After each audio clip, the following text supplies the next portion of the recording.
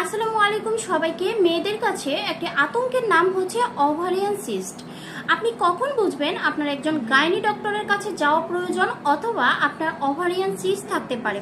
কিছু লক্ষণ রয়েছে, এই লক্ষণগুলো মিলিয়ে নিন। যেমন পরপর 3বার আপনার অনিয়মিত মাসিক হচ্ছে, তলপেটে অতিরিক্ত ব্যথা হচ্ছে বা কোনো কারণ ছাড়াই তলপেটে অল্প অল্প করে ব্যথা থেকে যাচ্ছে, যেটা তীব্র হতে পারে।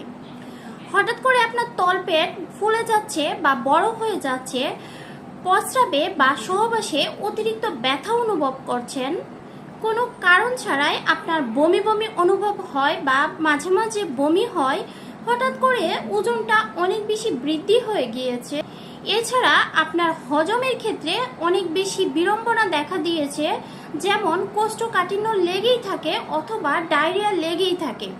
এই ধরনের সমস্যাগুলো দেখা দিলে আপনি অবশ্যই একজন গাইনিকোলজিস্ট ডক্টরের কাছে যাবেন এবং আল্ট্রাসোনোগ্রাফি করে দেখবেন আপনার সিস্ট রয়েছে কিনা। ধন্যবাদ।